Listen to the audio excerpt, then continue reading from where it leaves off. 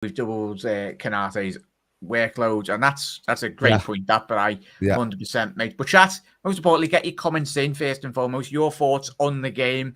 What really stood out for you in terms of, obviously, we've mentioned the defensive lapses, really, but the thing I wanted to mention, I don't know if you wanted to add to that, Ricky, in relation to Trent or anything really, but it's this mentality now. We've been, hence is the typical Jurgen Klopp mantra, mentality monsters. Win, and I would have happily, I think all of us would have happily, I was at the beginning of the game, was like, as long as we get it 1-0, first and foremost, the points are the most important thing to come out of this. And we're not really in a position now, are we, Ricky, till now at the end of the season, where points are the most important thing. And we'll be analysing that game tomorrow. Every Liverpool fan's eyes will be on that game up in Newcastle. But just got to keep on chipping away, mate. Like the mentality today, most importantly, every single time that we did concede, we went back at Forest and we got a goal. I mean, at this stage of the season, you'll just take any sort of win. But if anyone thought after the Leeds game on Monday night that we're potentially getting back, we're not. I mean, defensively, we're a shambles. But the thing is, though, Ricky, it's not going to be easy, though. You're looking at teams today, Brentford winning, Forest coming here with a point to prove. Forest aren't going to roll up at Anfield and expect to get the bellies tickled. They're going to come to Anfield and fight to survive. No. I get that.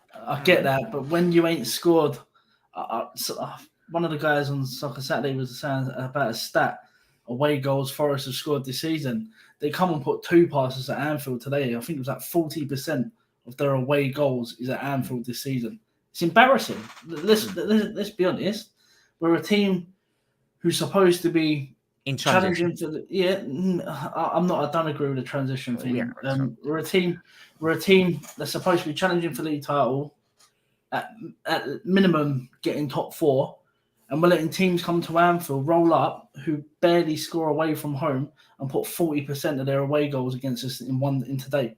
I mean, it's like we can. The attack looked like a Rolls Royce today, I thought. The attack. Luis Diaz coming back, looks spinning a couple of the Forest things. Yeah. But the back 4 looked like a broken down piece of junk that's sat in a garage. Yeah, and you're spot on there, mate. It was the things everyone, I said on my live stream as well today, Owen, everyone's mentioning about Liverpool's midfield. What happens when Liverpool, say, potentially next season, get the midfield sorted?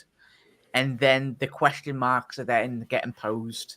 We've mentioned the change. I've mentioned to Ricky there, transition for Liverpool. If we are to transition to a back 3, looks like potentially long term we'll be seeing Trent in that midfield role.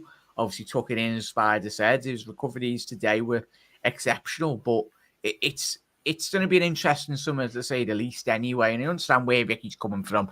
Of course, in an ideal scenario, an ideal world, Owen, Liverpool would like to have made this game a lot more easier, but we've all watched plenty of football games. Sometimes when you come to games, and as I mentioned, Forest, they tried the best. You'd had obviously them at the back at last 15 minutes. You were throwing on 3 strikers. You were going for it. Of course, they're going to be, for me, that's the way I look at it, Forest. They didn't come in, as I said before, didn't come and expect their bellies to be tickled. Well, I mean, the thing with the defending, I mean, it was so schoolboy today, wasn't it? But with Trent moving inside, this is why I think, with Konate there, I thought he had a really interesting game, because he really enjoyed his battle, but he was in a battle. This was Battlestar Galactica back there, and with Taiwo Awani. And it was brilliant to watch, to be honest. They were both, and fair play to the referees. Not often that we get to say that, but fair play to the referee for letting tried the best battle Owen happen. Today, didn't he? Tried the best to disallow a couple of our goals today, didn't he?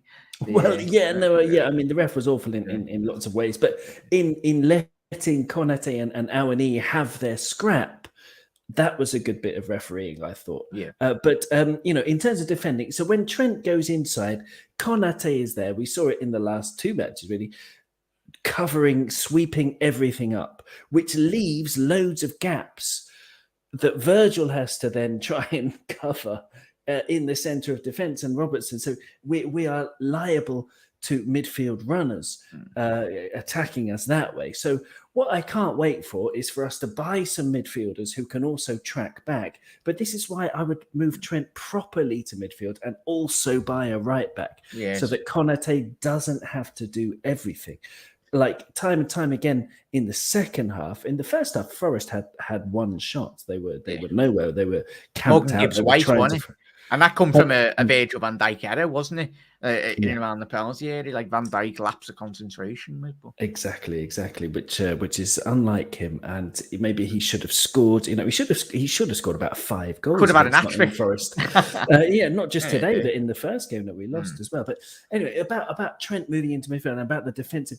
I can't wait until we sign some midfielders who can run back and close the spaces. That's obviously something we've been missing. We've been talking about all season. But Henderson, bless him, he's not very good at tackling. He's never been good at tackling. He's moved up from being in the 5th percentile in Europe for tackling, so 95% of midfielders being better than him a couple of years ago, to now being in the 17th percentile, so 83% of midfielders across Europe are better at tackling than Jordan Henderson. But today, I noticed 2 tackles, which were really, it's much more than he normally does. So well done to him.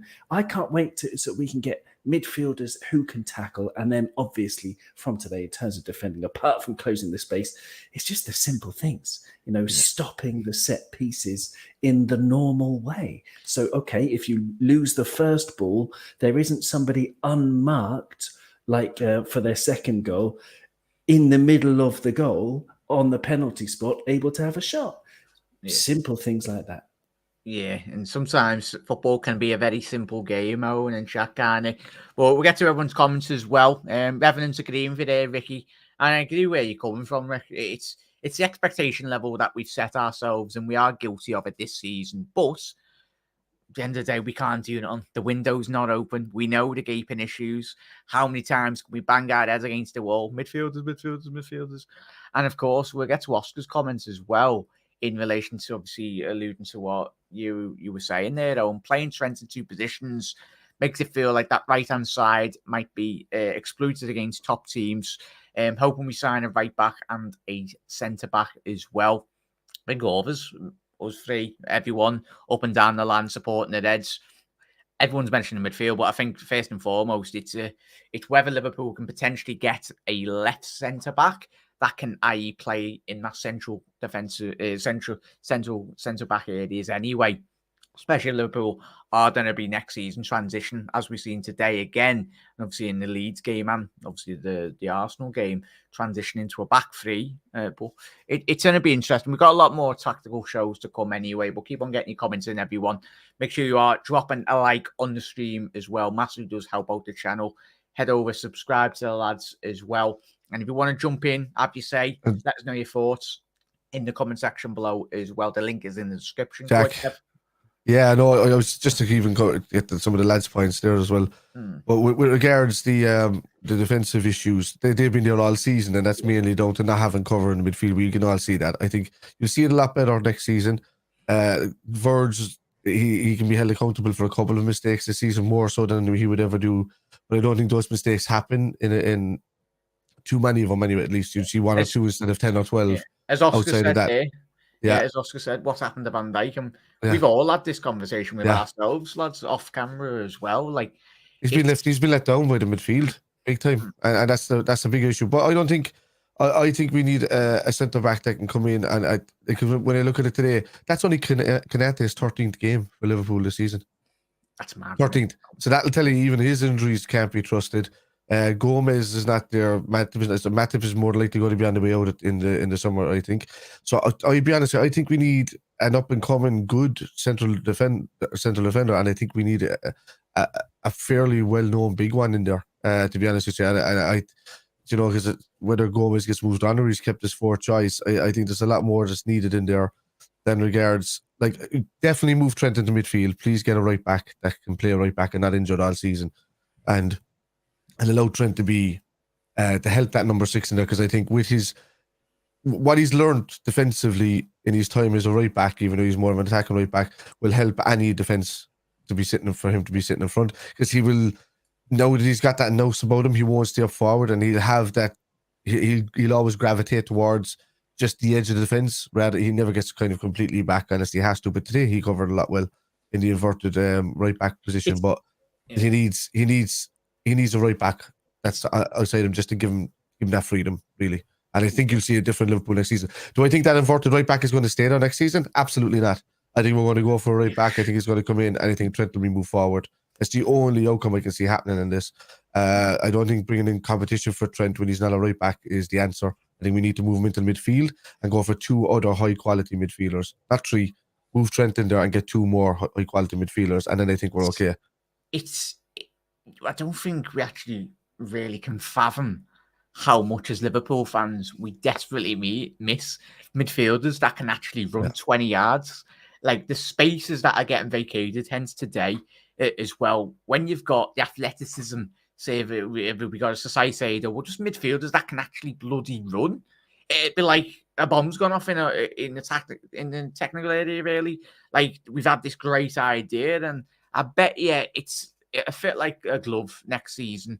Everton hopefully will be falling into place. Of course, as we've said all summer, and they need to be very special midfielders that can do that job.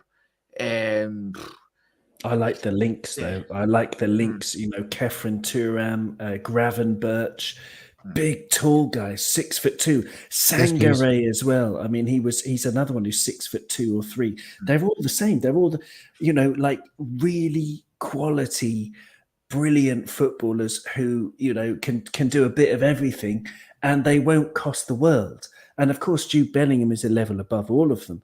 But I think we could do a lot with Gravenberch and Kefren Turam and Sangare, for example. This profile of, tall, not just tall, but able to play.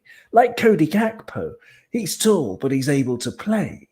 But they're obviously, they're a bit, they're more aggressive, these players, Kefren Turam, Sangare, Gravenberch. I'm really excited about it, really, really, really, because I think once we've done that, and as Spider was saying, buy a right back, we can move Trent to midfield as well, or play him at right back in certain games or whatever, play him in this inside role.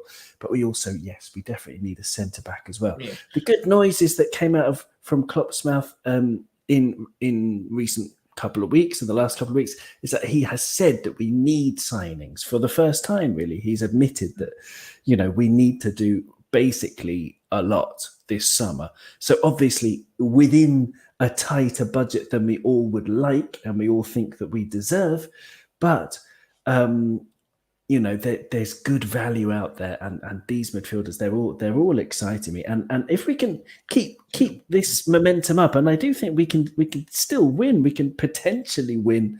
We can certainly beat West Ham and take it from there. But potentially we can win the rest of our matches this season. We could, if Konate stays fit and if our players stay fit, and that will just give us this positive feeling after such a dismal season going into the summer. Yeah, and Ricky, it's going to be mad. We'll come to the obviously top 4 at the end of it, mate. But it's and obviously Revenant's saying 2-0. Water's wet. Revenant, that's going to be a cricket score. That's going to be about 20-0. I bet we're like 5 minutes into that game. And I ask? Near off time. Is it? Oh, bloody hell! They survived the onslaught, then, haven't they, Sheffield? But it's probably Haaland. Who else is it going to be? They're boring, City. So boring. Yeah, basically playing career mode, as we know, in real life in the Premier League. Cheat mode. Yeah, cheat mode. It's new investment. What new sponsors going to pull out their ass? Ricky, Jota getting a double, mate. He had a weird game again today, mate, didn't he? In terms of the first half. Obviously getting the 2 goals in the second half anyway, but very similar to the Leeds game. It's perfect that he's coming into, in terms of a goal scoring run of games anyway, 2 back-to-back doubles. How important for you is he going to be in terms of if Liverpool are potentially to squeeze into that top 4? It's so important that we get Jota in this rhythm first and foremost, mate. It's important that we get all the strikers in a rhythm. Jota, for me, didn't do much against Leeds in the first half, but coming to the second half, he kicked on and obviously got his goals. Today, apparently the same sort of thing. First half was a bit quiet. Second half picked up and scored. But I do have a little bit of an issue with Klopp. I want to say it. He don't like Darwin Núñez, I don't think. I don't think he rates him, which I think will come back to bite him and Liverpool potentially in the backside. Oh, I've had this debate with you yesterday, didn't we? There's something... For me, Darwin Núñez needs to play games. Because I've seen people on social media criticise Darwin Núñez. He's not good enough. That's because he plays once every 4 or 5 games. Comes off the bench, scored against Leeds on Monday night. I'm off the bench again today. But he needs rhythm. Like we know how good Jota can be. We know how good Gakpo is at the minute. We know how good Mo Salah is at the minute. Darwin Núñez needs minutes. If I'm Darwin Núñez and I'm looking at it from a perspective where I keep coming off the bench, I'm hearing Klopp's comments in the build-up to this game, I'm having a word in my agent's ear. If things don't change, if things don't change next season, where in terms he's getting more minutes than what he's getting at the minute, he's getting more respected from someone who Jurgen Klopp. I thought his comments in the press conference were disgusting. So if I'm Núñez, I'm having a little think to myself. We'll see where we're at Christmas next year, and I might ask a question to my agent to go put the spoilers out. At the end of the day, Ricky, are you supporting Darwin Núñez over Liverpool Football Club? I support Liverpool Football Club. It doesn't matter if he kicks up a fuss. If he does, which I don't think he will. That's fine. But then I don't agree with the manager making comments the way he did in front of everyone. That needs to be behind closed doors, not in front of the world. Because listen, he just needs to learn English lessons. It's the way he said it. Jurgen Klopp does not criticise FSG one little bit. Now, where we go.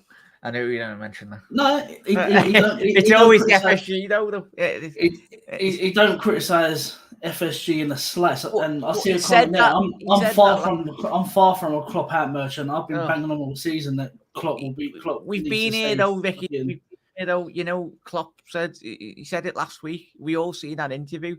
He's an employee of the football club. Like he can't keep on bashing the owners. If he did, he'd be getting sacked. But then you need to stop digging certain players out when other players are playing worse than what they're playing.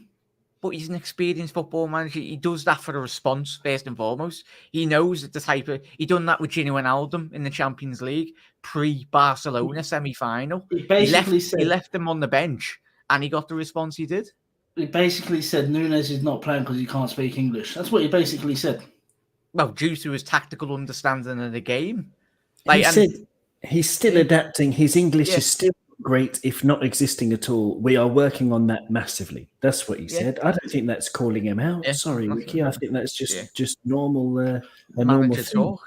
Bobby Firmino had a similar problem when he started at Liverpool. It's just he has to teach him tactical awareness, I think, because he's right. He is stuck in that. I get that. But when another striker in your team hasn't scored in 30 games, and you don't say one comment about him in any press conference before a game, but Darwin Núñez, his name comes up all the time.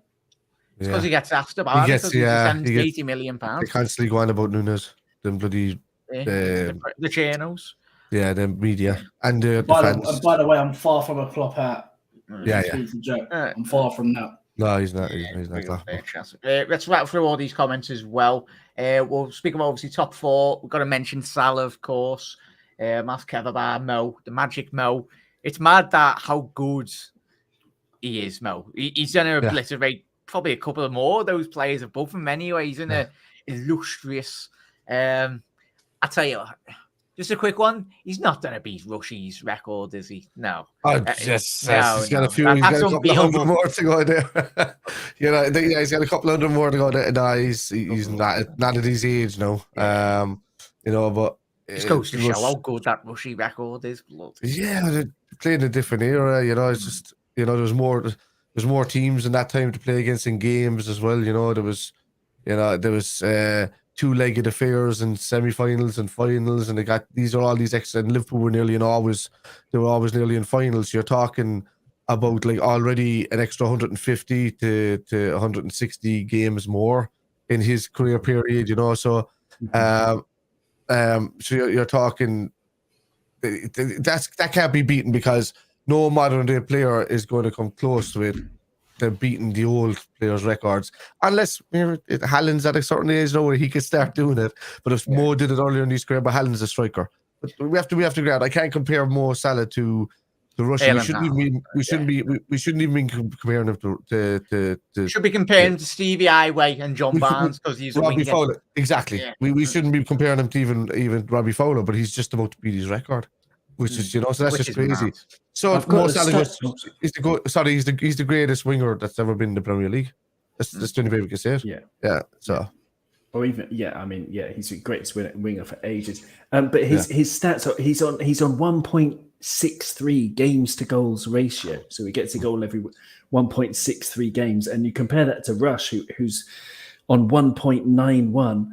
Rush played 660 matches for his 346 goals, and Mo Salah 298 matches for 183 goals. So he's 362 games fewer, if you prefer, than Ian Rush. So that's absolutely crazy. What a legend Mo Salah is. Eid Mubarak to him and all of our Muslim friends.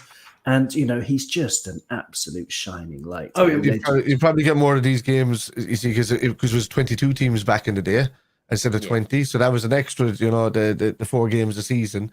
And, and then you had the cup games that everything was a two-legged affair, even right up to some of the finals were two-legged affairs. So, all of these kind of games that happen. And that's where Rush got these extra, let's say 100 odd games. I can only see Mo Salah taking over Gerrard. I don't think he goes above. Because it's Billy Liddell next after that. I can't see Salah hitting more goals than him. I just think Salah will take Gerrard out. Because I think he's 3 behind Gerrard, is it? 3 behind Gerrard and 45 behind Billy Liddell. But Billy Liddell, I don't know, only 45 goals. I can see Salah over the next couple of seasons banging 20 goals a season in again. I can see him having his eyes on how long he stays. He's got 28 goals a season already, and this is meant to be a 4 season for Salah. Oh, yeah.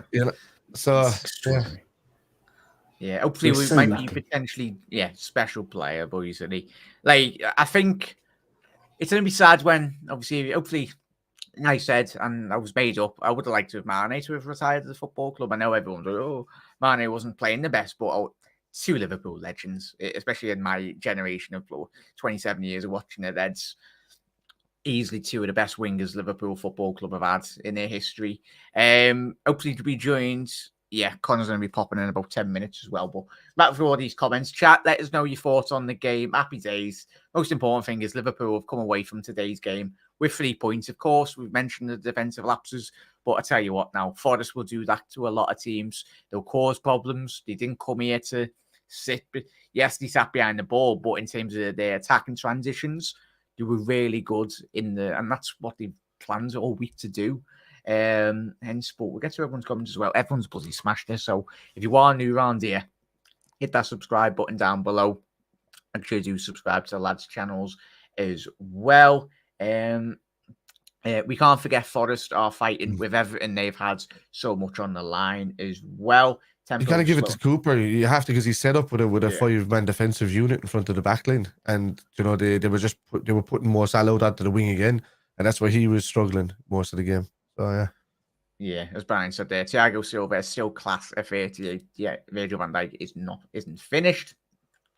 Just we'll see probably a fresh Van Dijk and probably see a fresh Liverpool defence actually when we have our combative midfielders in in the summer. But we're just, I think all of us, every Liverpool fan up and down the land, are very intrigued by the profile of midfielders that will be coming in. Yeah.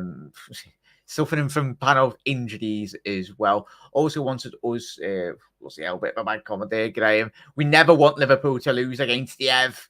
Never, but there's going to be a party in certain sections of Merseyside and up and down the land if the Ev do the Ev things. But big up there. There's a lot of comments to go through, but we're out for all these. No kicking, but it's a new system, but happens when you play big teams who do that. That's it, yeah. Today's showed why we need ball winning and physical players. Big up there, Russell. And just saying, Bellingham scored, supposedly. Happy days. Not too bright. Make sure you head over, subscribe to the Cop On podcast as well. Graham reveals most always wanted us to lose. But yeah, big up there. Mad has 2 goals. It's great when you can have what? A 40, 50 million pound winger on your bench. Sure. Yeah, no, it does help, really. Jota needs half an hour to get going. It's the thing, no evidence. Yeah. If you look at a majority, Christ, if you would have watched that Erling Haaland performance in the Community Shield, I know he's got 50 odd goals this season. It helps. But as I said, no way you're comparing Haaland to that. My man's hit 50 goals, man. It's easy when you're in that City system, though. Anyway, I don't know because Jesus never banged 50 goals in a season. Aguero didn't bang 50 goals in a season. He's still good, but Haaland's just different. And you know me, mate. I'm a massive Haaland advocate anyway. And I still find it bizarre that there was people out there that were saying Haaland wouldn't do it in the Premier 100%. League. Man, but I can guarantee you one thing. I don't think City would have gotten the top 4 this season if they didn't have Haaland. Because I think they were poor defensively. I think they were poor midfield. So if they didn't have Haaland, they weren't even getting near the top 4. It would have been one season where they probably dropped to the Europa League, kind of where we are. And we probably would have been along there with them. And you probably would have seen like Arsenal walk in the league or, to be honest with you. But at this point, they would have had it won. But Haaland is a big difference maker. I think Ricky's getting in on his channel. I don't want to clap out mate. You know me, mate. Yeah, Ricky's not away from it. No, but it's the thing. When people do describe, we've got expectations as a football club. And of course, the expectations for Liverpool, as we've said, this season was to get in top 4. But hence off the back of doing a quad chasing Reds, 180 minutes away from winning Everton, known to us, would have been literally, I don't think it would have been beaten. Probably the only team that would have potentially have beaten that was, of course, Manchester City with all their resources. Even another thing there, like we were crying out before the break, coming up with Klopp, do it in Ancelotti and change the system even slightly just to suit certain players so we can get it in. And that's the one plot. Yeah, he's been a little bit too loyal to certain players throughout the last few weeks, and we're critical of him in that way. But I have to give him plaudits for changing the way and teaching Trent throughout that period. Like Trent came in for extra training, and I'm thinking that's the extra training that he came in for, to play as an inverted fullback, because like he's not designed to play that. He can play midfield away, but the fact that he came in for those, instead of taking a holiday like the rest of the lads, and trained along with the tacticians crowd, that's why we're seeing the difference in Trent now. It didn't kick in until after the City game, really, for me. And that's the only plaudits that I will give the fact of that. And maybe that's down to Trent's nose as well. So you can't give it all to Klopp, but we have to give it to the lads behind the scenes that actually did do this for Trent. He's been great, like, in the last few games. Yeah, definitely. Really love you, Russell, lads. He's on the wire. Klopp wants to win the Europa League after a trophy eluded him. Then he'll have everything. If we miss top 4, would you want Europa League? I take it. It's in Dublin. Imagine if the Reds lost to Dublin. Yeah, I get that. But if we miss top 4, obviously the money to spend won't be there. Can you imagine playing Thursday nights and Sundays? I'd rather miss Europe altogether. Go for the Premier League next season, 1 game a week. Like, we don't need to be travelling across silly parts of Europe. Unless we win it. I feel the same way about the UEFA Cup as I do about the League Cup. I mean, it's really cool if you win it, but if you don't, it's a waste of time. I feel that exactly. Can you imagine getting all the way to like the semi-final? Yeah, then it's a waste of time. I totally agree. Yeah, your players will be killed. The only reason I'd say, boys, yes, is rhythm. Liverpool have lacked so much rhythm this season. And if you're just playing, well, obviously it'd be good, But if you're playing one game a week for what, 6-8 months, obviously when you got the League Cup and the FA Cup coming a lot more earlier than that, and especially if we're expected to play the kids next season, which I'm hoping we do in the League Cup and the FA Cup, just due to the fact that we should be prioritising the league. And ideally for all of us, hopefully we're at the top of the league, but rhythm, if we are, and I tell you what, there'd be a 3-4 week public holiday in Ireland, Kev, if Liverpool won a European Cup in Dublin. The celebrations wouldn't go just on for 24 hours. They'd go for 3 months. You wouldn't be left fly home. That's just the way it is over here. You know what I mean? They said, "Oh, come in here. No, we're going to. Oh, you're finished in Dublin, right? Here, come on here to Cork. No, like when we go over here to Galway, we'll have a crack over here." You know, so it's just one stop. Like that's just the way it is, you know. And but like the UEFA Cup, there's 2 points to look at this. These boys need a rest, and do I think that the 1 game a week might suit them better next season to give them that kind of like breathing space? Yeah, for about 2 months, but then we've got nothing else to play for except for the local cups or the domestic cups after that. Then it'll be kind of like, oh man, it's not good seeing people in European football. So I would like to see us get into that and treat it like the League Cup. Just play the fringe players in the UEFA games and then play the lads that need the most rest on the weekends in the Premier League, because they're going to need to be fresh for that. And then see how the season goes on again. But at this stage, I'm hoping that we have a few players in that can do that. I think the UEFA Cup is also a good bonding experience for the lads that are going to be coming in, because it's going to be a drastic change, I think. And I think it's going to be a developmental stage for the lads if we don't get top 4. And it's a good way to kind of mold them into European football and to kind of give that nous the same way that we did when, we were transitioning from Sacco and all of these guys, over onto Van Dijk's and stuff. We lost out on the UEFA Cup then. But yeah, I'm right though. If we're in it, we should be going to win it. It's that simple. Otherwise, it will feel like a waste. But yeah, it's still, for me, it's a good gelling period for the new players, get some European experience. But the lads that we should be bringing in the first place should already have European experience, is what you have to look at. Yeah. So I don't think you're spot on there, mate. I don't think it would impact because any elite level player looks at Liverpool, looks at Jurgen Klopp and goes, bloody hell, they've done well over the last 5 years. We've been in 3 Champions Leagues. If you're not going to Real Madrid and you were looking around Europe to potentially win in the Champions League as a player, you're going to be either going potentially to City, given the quality, but if City's not coming in for you, then your next destination is, of course, Liverpool or Real Madrid if you're wanting to win the Champions League. Especially if you can't get Real Madrid, then you're going to Liverpool. If that's your aspirations as a player, is to win the European Cup. But looking at this table, lads, you know me, I've been quite deluded, as always, in terms of top 4.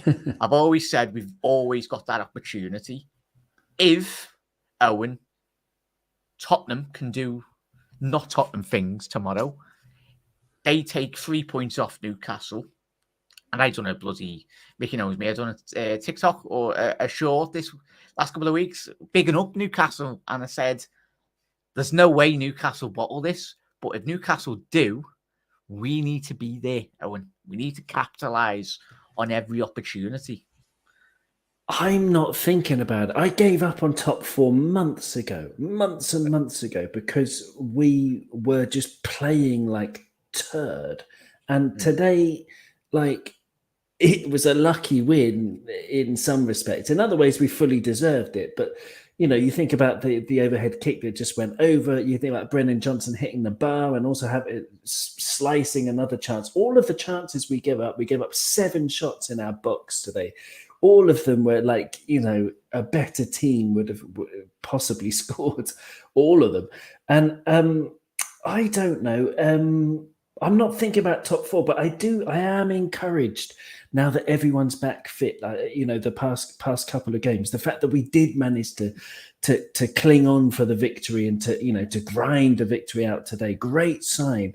It's really good. I'm very enthusiastic. And I think if we do win the remaining matches, Spurs will be Spurs, and Newcastle might, because they're in uncharted territory as well. They could easily bottle it. But we can't, there's no point thinking about where we'll end up if this happens. One game if that happens.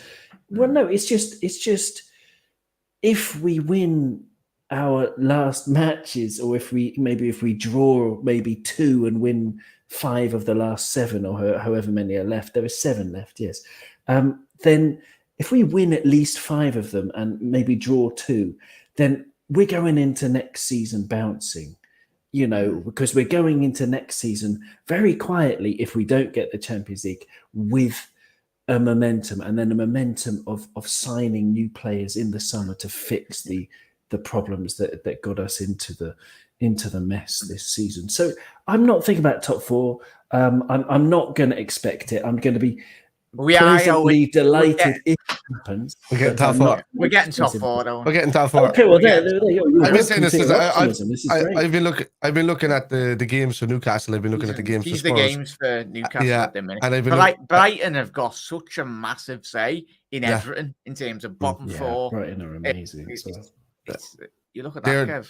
Yeah, yeah. Oh, yeah. So like Newcastle, I've already looked at this previously when it was on my stream, but it was so if Spurs beat Newcastle, right, and they've got United and us next, then after that, so they could lose those 2 in a row, and all of a sudden, even though we've allowed them to get the 56 points, the same as Newcastle, we've also caught up on the next 2 games of them, and then it's coming into the period where Spurs will do Spursy things, and I think that's my dog. And that FSG's dog. Oh, we spent the money.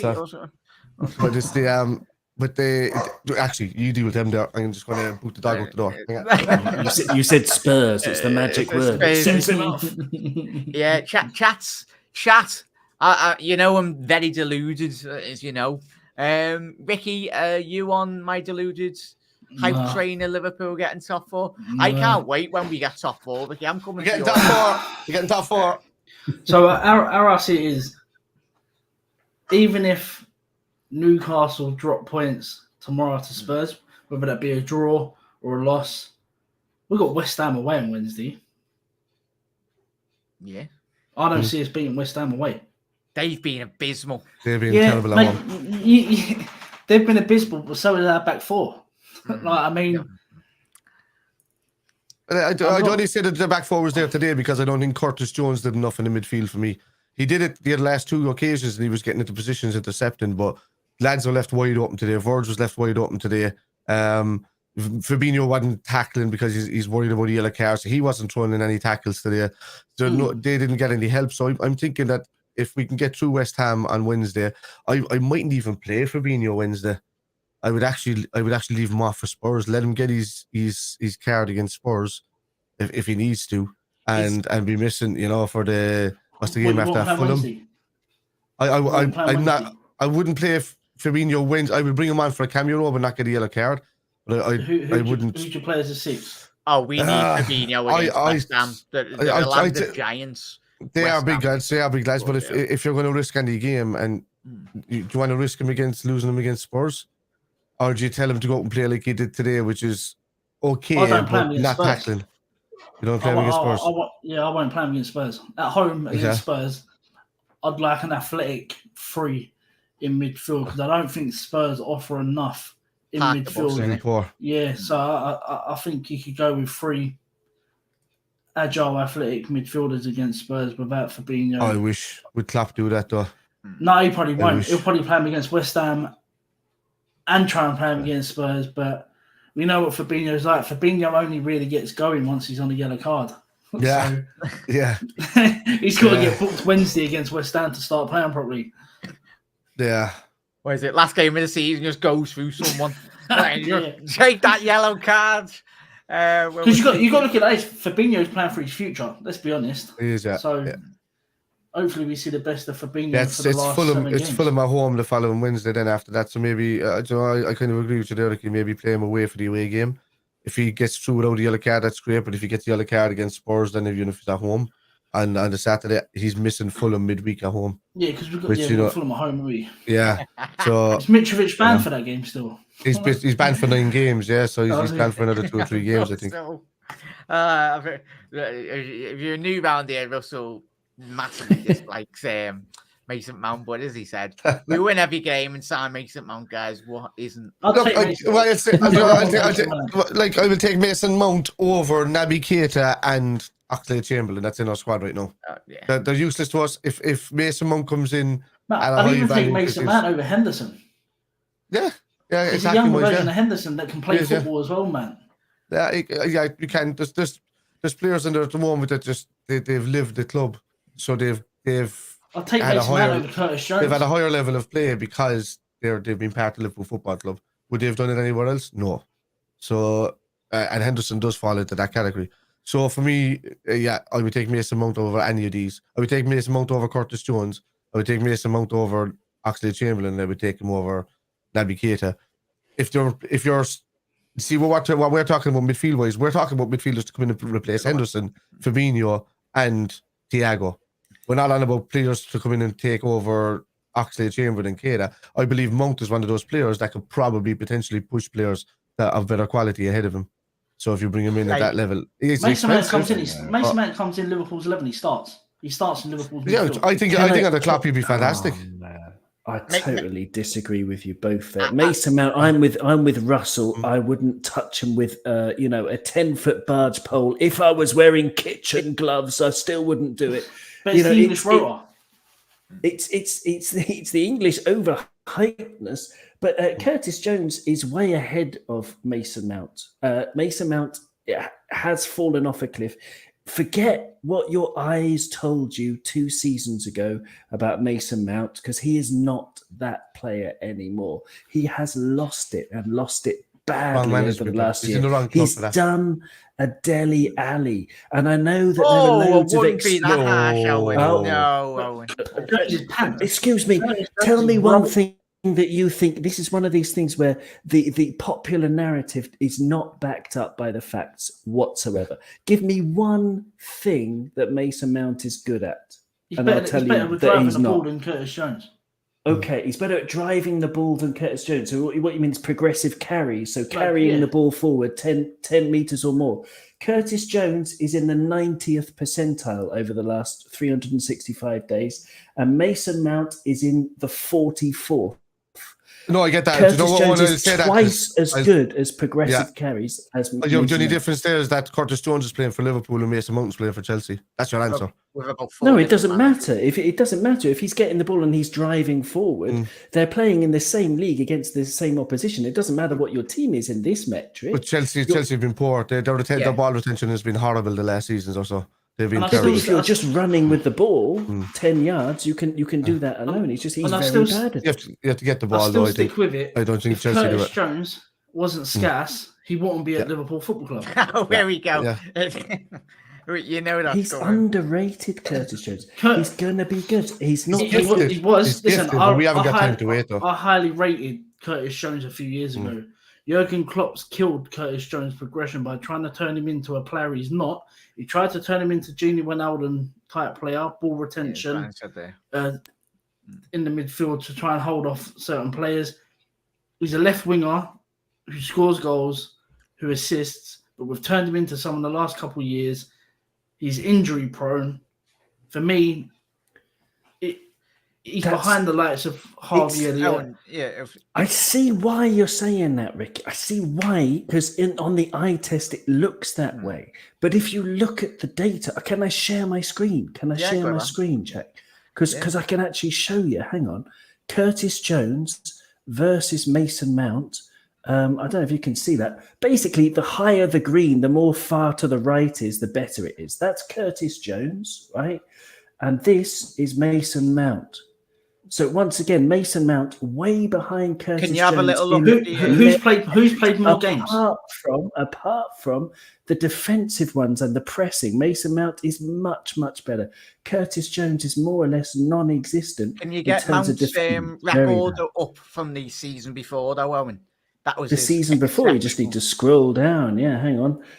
So this is just in the Premier League. He had 11 goals and 10 assists from 2,363 Premier League minutes last season, which is great, 21-22. But this season, 3 goals and 2 assists from 1,648 games But in that's which he's still more than playing Curtis as an Jones. attacking player. Hmm. But Curtis, in terms of minutes, he hasn't played anything like that. He's played That's down in to the his Premier quality. League. He's played nothing. So yes, down to his quality. True. I get that. Mason Mount has had many more opportunities than Curtis Jones, but I just think there is a very decent squad player in Curtis Jones, and he's got lots of progression to make. Whereas Mason Mount really has dropped off a cliff in the last year. Really, he's dropped off an absolute cliff. Well, Yeah, I get would, it. would you say that about Van Dijk? No one. About In terms of his Virgil, form, has he dropped off? yeah. Has he dropped off a cliff as badly as Mason Mount? No. Or Fabinho, like Fabinho. Fabinho, as well. yes. Fabinho has also dropped off a cliff. Absolutely, he's very similar. Very similar. Like, I do understand where you're both coming from anyway, but I think at the end of the day, for me, when I analyse Mason Mount, if Jurgen Klopp, he's the best in terms of systematically, really. I mean, there's one player to unlock Mason Mount again. And when you look at the statistics from the season before, I think you just look those statistics when you're looking at in terms of Mason Mount, it's only Premier League based. You look at Mount that season where they had a tremendous season. I think he got 14, 15 goals, 16 assists in all competitions. And when you compare that to the age bracket in around Europe as well, he's one of the best. And of course, as we've alluded to, I get where you and Ricky are coming from, but you look at the amount of managers, the majority of all those Chelsea players, the majority, everyone jokes about Mudryk. He's a very talented player, but systematically Mount's Havertz is getting completely disused in a Chelsea system that has had 4 managers. You look at it as Bayer Leverkusen, he's one of the best talents in European football at his age. Yes, everyone might go, oh, Bundesliga, it's easy. But if you put Kai Havertz in this Bayer Leverkusen system under Xabi Alonso, you'd literally get one of the best attacking midfielders, false nines in world football at the minute. But it's similar players, but we're round off here. My thing with Mason Mount was not about Curtis Jones, because I don't know why we were even comparing Mason Mount and Curtis Jones. Mine is for Ox and Keita, because they're so injured all the time, and Mason Mount barely gets an injury. Yeah. So if he's available to come in, we need availability. And the problem is we never had availability in the last couple of seasons with the lads that have been injured. And although Curtis Jones has been kind of injury prone and overused in wrong positions the last couple of years, he's still, as you said, he's 22. Would I get rid of him over Mount? No, because we're getting rid of Ox and Keita first. And that's who I'd replace. Who else needs replacing is, or who needs competition is Henderson's coming to the end of his tether. Fabinho's, as you said, has dropped off a cliff. He needs competition, which is why your Caicedos, your Gravenberches, all of these guys are the ones we're looking at to come in for these, your Barellas, for these guys on that right-hand side. I still think Thiago is a player that starts to need replacing. I think he'll be a fantastic squad player, but too injury prone alongside all the rest of the lads that are in there. We need people that are available and can play football. For me, Mason Mount comes in as behind any lads that come in to battle Fabinho. I think so. Then you're talking about him being third choice. Does he want to be third choice? No, but he's capable on the clock of becoming first choice. Is the difference. So that if Mason Mount's only 24 years of age, he's not even hit peak yet. You could be saying the same about 2 seasons ago he was doing it for a couple of seasons. On the clock, I think Chelsea is just a stained brush. I think it's a horrible place to play at the moment. If you look at good. as well, Kevin Chass, lads, like if you look at the majority of all the players that Chelsea have brought in, they're all very good players, as I mentioned with Mudryk. He's a good player, he's just used wrongly. Look at Sterling, he's not a bad player. He's not turned into a bad player overnight. Like you look what he done in that City system. He was getting goals, 15 goals on average in that City side. So, but as we know, as a majority of players when he goes to Chelsea, he just destroys the career. I think Owen's stats are spot on, and he's dead right to look at the stats, because I'm a stat guy myself. But then I look at it. The only difference I'm looking at in all of those stats is just the 2 clubs that they're playing under. And I think Klopp, as a solid manager, with the way he manages players, I think that he can come in and become that player under Klopp. Is he doing it now? No. Yeah, I mean, will anybody buy him? Yeah, no, I don't think so. So I completely agree with you and slightly disagree at the same time. But it's for me, Mount under Klopp would be probably fairly exceptional. But I think that can he do it? That's the difference. Is he capable? Has Chelsea ruined him basically? Yeah. That's what we love, though. As I Yeah. said, all four of us, we love each other. We respect each Oh, other's yeah. views as well, and that's the thing. That's absolute legends. I might set up a Owen and Ricky 1v1 one night as well. Get the popcorn as well, and we'll have our own No, wall 'cause statistics, mate, and then Owen's stats will kill me, man. I can't. yeah, I don't- Owen will have you off. Owen will have you Like, into Birkenhead with I'll all the just statistics. roll off names off the tongue, and he'll be like, no stats, no. Yeah. No, it's all good. It's all love. It's all good. It's all fine. And I might be completely wrong. I mean, let's bear that always in mind. It has been known for me to be completely wrong many times in the last 7 Not days. often, though. So don't worry about it. But not often in the last 7 days, just about 4 times. But anyway, yeah. So it's I could be completely wrong. I just think that we could do better than Mason Mount, but on a free, 100%. if he's not on too expensive, then maybe okay. If Klopp thinks he can turn him around, then obviously trust in Klopp. Yeah, it's gonna be interesting. Say though, big up Vinod. Thank you very much for tuning in, mate. I think you're new round here. And it's been a mad game. We've mentioned top 4, we've mentioned Trent in terms of a good performance again today. Jota, Salah, we've mentioned record breaking Mo again. One off beaten, obviously, Robbie Fowler's goal scoring record, which is ridiculous. I'm much of a natural finisher. And if you haven't seen Liverpool's here's one for your panel as well. If you haven't seen the great interview with obviously the Alex Hinghamthorpe, I've completely butchered the second name, but the director in terms of the academy as well. Excellent insight in terms of young players' development as well. Hopefully, we get a lot more trends coming through the academy. It's once in a blue moon, of course. When we had Gerrard and Carragher, they were the only 2 mainstays really at that period. It seems to be a thing, not just in Liverpool's academy, but you typically get about 1 or 2 players every 10 years, 10, 15 years that are first team quality. But it's going to be interesting. But yeah, it's going to be very, very interesting. If it was me, Jack, I would just go for 2 good quality midfielders because we have Stefan Bajcetic to come back as well. And, and if we're moving Trent into the midfield. And then, and for me, because I don't want to stunt his development because he looks like an absolute talent and he looks like a ready-made replacement for Thiago going forward, in the future. But I would point the finger at 2 good quality midfielders and then eye up a good right back and a centre back. And that for me would create a great balance and a great competition within that team. I don't think we need to go for 3 or 4 midfielders here, there, and everywhere. I think we should do that. Develop by Chetic through the team. Keep Curtis Jones if he's going to become the player that he says he is. But in that case, then you're not even going to look at Mason Mount, even if we've been touted around him. I think we should be looking at the Gravenberch and we should be looking at a Caicedo. I would put all my money in a Caicedo basket just to come in for Fabinho, to be honest with you. Yeah, quality over quantity. I think all of us can agree on that. And that's going to be the thing, especially in a market that is so versatile in terms of when now you're getting not really quality. You're getting Conor Gallagher's for 50 mil. And don't get me started on that Conor Gallagher. That will be going for another 20 minutes. Not a fan to right chat. I'm not a fan of Conor Gallagher. But he can run. I'm not asked. Everton nearly put a bid in for 40 million in the summer. In the January transfer. It's like watching him and Rory Jennings, isn't it? Running through the middle of the pitch. Yeah. I mean, he might as well be on the pitch just sitting there, Yeah, he's got he looks like a Chelsea player to say anyway. Conor Gallagher. Shame he can't play like a Chelsea player. But lads, Owen, Ricky, and obviously as well, Spider, Kev. I completely forgot your name there, Kev. We've done that. We've all done so much. My name is Kev. Hello. But Owen, firstly, mate, obviously just please do shout out your channel.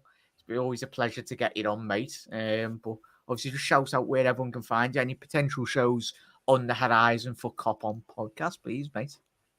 Well, it's very exciting days for me because I'm going to become a dad in the next few, I don't know, week, 2 weeks, something like that. Who knows? So, with that on the horizon, Cop On has been a little bit infrequent, but we will be back as soon as we can. If you want to subscribe to YouTube, then please do. And if you want to get the audio features where most of our stuff gets edited and put on, then just Google it. Cop On Podcast. It's available wherever you get your podcasts, and we're on YouTube as well. So thanks to everybody. Thanks to Jack and Ricky and to Spider and Kevin. It's been an absolute pleasure. Thank you. You're very welcome, mate. And, Congratulations, by the way. Well, I didn't even Thank know you. Congratulations. Thanks, guys. I thought you were doing a bit. Most of your podcasts are gone now. I can tell you that straight up. I have two of them. They're gone. You got like once a week, twice a week max. Gone. That's okay. I was going to say, and you were doing a bit of a Virgil van Dijk there in the penalty area, ducking down. Yes. I was like, oh. Get out the way. Yeah, jump out of the way of the ball. Ricky, I love you, lad. I massively disagree with quite a lot of your points, as always, mate, but a massive thank you for jumping on, mate. And that's the thing on the channel, on all of our channels. We're all much love and everything, but as I said, if we were all saying the same thing, it'd be a bit boring. So I love you, lads, and you always a bit controversial with your points, but that's your views. And you're always welcome on the channel, mate. It's basically your channel now, the 1892 Reds TV, isn't it? Yeah, much, mate. Yeah, Luke looks like he's going to be starting a Leighton Orient fan channel this race. Yeah, it'll be the Leighton Orient fan channel and 1892 Reds short channel. That's what Luke does. Yeah, where can everyone find you, mate? We've got obviously your new shows on Horizon. 1892 Reds TV. We have a show coming up on Monday at 7 o'clock for the West Ham preview. Check us out for that. We are on the road now. We've hit our target of 750 by the end of the season. We're now on 755. Target for the end of the season hopefully will be 800. So yeah, come over, give us a like, give us a subscribe, and if you like people being controversial, I'm your guy. The thing is, though, lads, I love you, but you say it as it is. Yeah, you say it as it is, and probably you've just got a more blunter way of putting things across, much more than me, but. Yeah, absolute legend, mate. And make sure you do head over, lads and ladies, as well. Please do drop over to obviously our social links. As always, everything's in the description. And Kev. Yeah. How are we, lads? Massive thank you for jumping on. No problem. And obviously, please do shout out. And of course, Connor is live in the next, 10 minutes. So, 11 minutes. Yeah, 11 minutes. Sorry, time management is not my best key, as you know. But Kev, where can everyone find you? What you've got coming up this week? Obviously on the Kit Men as well. Shout that out. Right. This is where you find me.